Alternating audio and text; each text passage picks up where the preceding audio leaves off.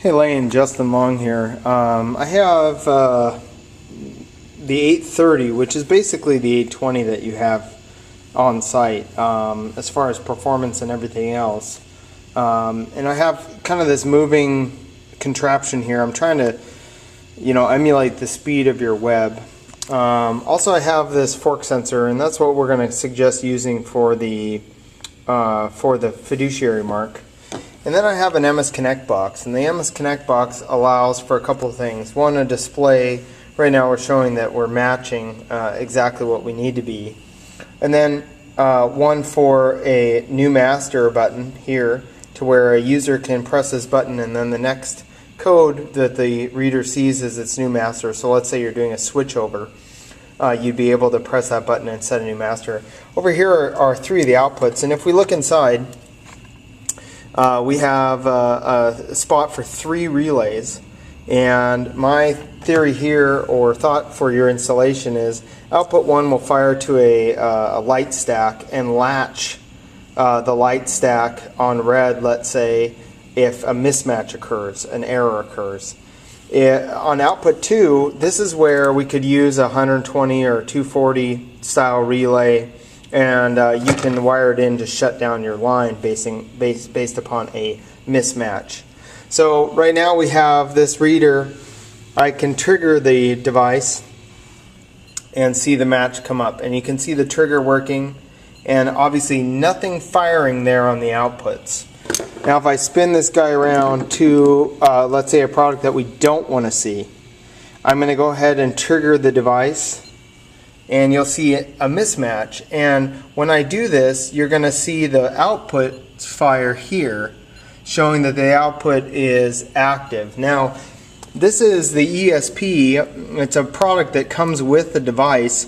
And let's just say we wanted to go into our I/O here, and upon output 1, right now we have output 1 is on mismatch, and I'm going to go ahead and I'm going to say I'm going to latch the device, and I'm going to go ahead and send that down, and this will show that it's not just a pulse output, but it's something that we can use and latch the output. So I went ahead and saved that. It's going to take a second or two before it saves.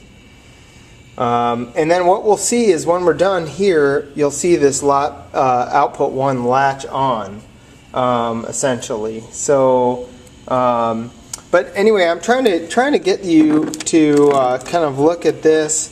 When we're going at speeds, essentially we've tested this trigger going at speeds, and it's working just fine.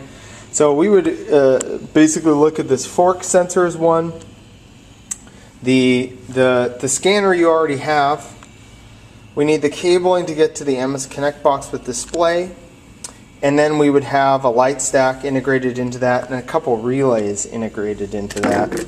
So essentially this is what we would promote. So you have the 820, you would need a couple extra of the accessories, including these boxes, a sensor for each line, and then some time for us to set it up. So I'm hoping that this helps you understand what we were thinking of. And we have tested about speeds like that, which is about 34 inches a second. And you can see we're matching there. And the green light that you see coming on is essentially the green flash from the reader that signifies a good read. Now if we were to match, and let's go back to the latch mode, which is taking some time to download, that essentially would latch that output on even if another match was seen after the mismatch. So anyway, I hope this video helps you, and give me a call so we can chat about it. Thanks.